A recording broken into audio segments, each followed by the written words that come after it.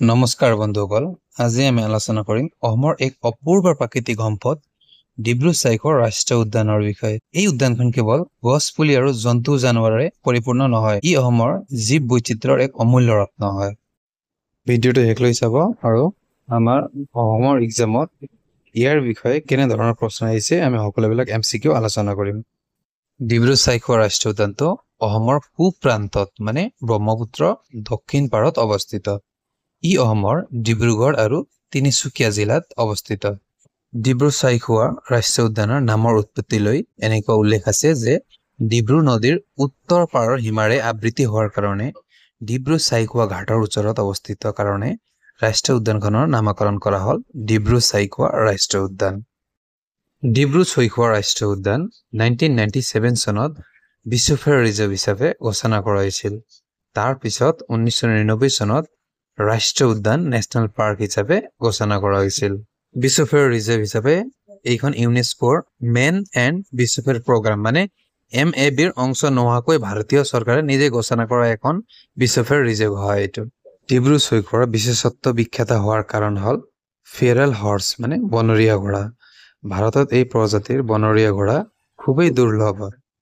এই উদ্যানখনত পোৱা ফেৰেল হৰ্চ বা বনৰীয়া ঘোঁৰাসমূহ ডিব্ৰু-চৈখোৱাৰ অন্যতম আকৰ্ষণ হয়। ইয়াৰ মাটিকালি হৈছে 340 বৰ্গ কিলোমিটাৰ। আমি যদি ইয়াৰ চাৰিসীমা আলোচনা কৰোঁ, উত্তৰত আমাৰ ব্ৰহ্মপুত্ৰ নদী, পূব ছাইডত আমাৰ অনন্ত নলা, দক্ষিণত ডিব্ৰু নদী আৰু পশ্চিমত ডিব্ৰু নদী আৰু ব্ৰহ্মপুত্ৰ নদী। আমি যদি এই উদ্যানত পোৱা বনৰীয়া ঘোঁৰাৰ বিষয়ে যদি আলোচনা কৰোঁ, তেন্তে এই ঘোঁৰাবোৰক বন ঘৰচীয়া ঘোঁৰা বুলি নামকৰণ কৰাৰ ইতিহাস হ'ল এই ঘোঁৰাবোৰ আছিল দ্বিতীয় বিশ্বযুদ্ধৰ সময়ত ব্ৰিটিছ সৈন্যই ব্যৱহাৰ কৰা ঘোঁৰা। যুদ্ধ অন্ত পৰাৰ পিছত ইংৰাজ সেনাই এই ঘোঁৰাবোৰে ইংলেণ্ডলৈ ঘূৰাই নিনি বনত মুকলি কৰি দিয়ে। এই ঘোঁৰাবোৰে বনতে থাকি যায় আৰু বনৰীয়া হৈ পৰে। তদুপৰি এই উদ্যানখন হৈছে অসমৰ ৰাজ্যিক চৰাই অপুৰুগীয়া দেওধা মানে আমাৰ যিটো ৰাষ্ট্ৰীয় পক্ষী, ইয়াৰ আৱাসভূমি হয়। এইবিলাকৰ উপৰিও ডিব্ৰু-চৈখোৱা ৰাষ্ট্ৰীয় উদ্যানখন অসম চৰকাৰে ৰাজ্যিক জলজ পশু হিচাপে স্বীকৃতি দিয়া লুপ্তপ্ৰায় চিহু মানে ৰিভাৰ ডলফিনৰ বাসস্থান হয় এইটো ডিব্ৰু-চৈখোৱা ৰাষ্ট্ৰীয় উদ্যানটো। এই উদ্যানত কেইবাটাও প্ৰজাতিৰ মাছ, সাপ, ভেকুলী, পখিলা, বনৰীয়া ম'হ, বাঘ, হাতী এইবিলাক দেখা পাম আৰু হলৌ বান্দৰ, অহমীয়া বান্দৰ, মলুৱা বান্দৰ, লাজুকী বান্দৰৰ লগতে বিবিধ বৃক্ষ, তৃণলতা, ঔষধি গছ, কেইবাবিধো বনফুল ইত্যাদি ইয়াত পোৱা যায়।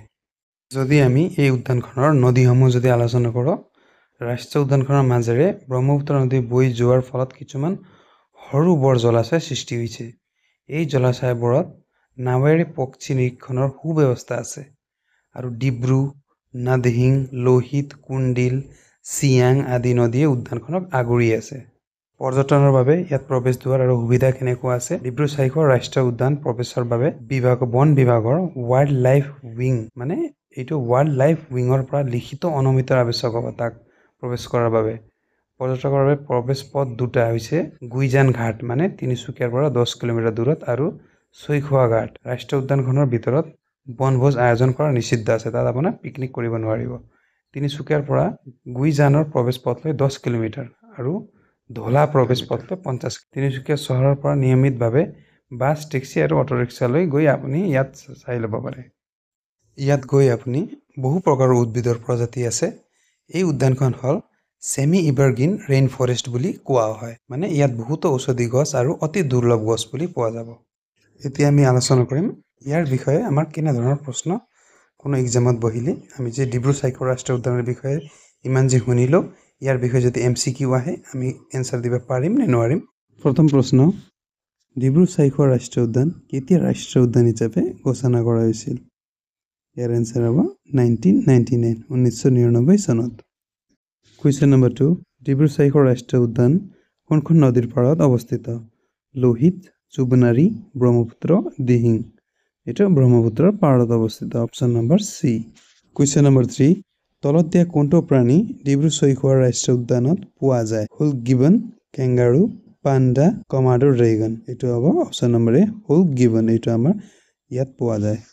কুৱেশ্যন নম্বৰ 4 ডিব্ৰু-চৈখোৱা ৰাষ্ট্ৰীয় উদ্যানৰ এটা বিশেষ বৈশিষ্ট্য কি মৰুভূমিৰ বালি আগ্নেয়গিৰি সেমি এভাৰগ্ৰীন ৰেইন ফৰেষ্ট হিম শীতল উপত্যকা আমি আলোচনা কৰিছো option number C semi evergreen rain forest question number 5 Dibru Saikhowa ৰাষ্ট্ৰীয় উদ্যান কোনখন দুটা জিলাৰ মাজত অৱস্থিত যোৰহাট শিৱসাগৰ ডিব্ৰুগড় তিনিচুকীয়া গোলাঘাট নগাঁও বৰপেটা আৰু বঙাইগাঁও ডিব্ৰুগড় আৰু Tinsukia option number B question number 6 এই উদ্যানখন ইউনেস্কো ৱৰ্ল্ড হেৰিটেজ সাইট নে হয় নহয় কিছু অংশ বা অতি শীঘ্ৰে হ'ব অপচন নম্বৰ বি এইটো নহয় অপচন নম্বৰ বি হ'ব তলৰ কোনটো নদী ডিব্ৰু-চৈখোৱা ৰাষ্ট্ৰীয় উদ্যানত বৈ যায় ব্ৰহ্মপুত্ৰ আৰু লুইত দিং আৰু ব্ৰহ্মপুত্ৰ তিস্তা আৰু গোৱালপাৰা দেওমৰণি আৰু বালিপাৰা অপচনবিলাক অলপ বেলেগকৈ আছে কিন্তু ইয়াৰ ৰাইট এনসাৰ হ'ব দিং আৰু ব্ৰহ্মপুত্ৰ আশা কৰো এই ভিডিঅ'টোৱে আপোনালোকৰ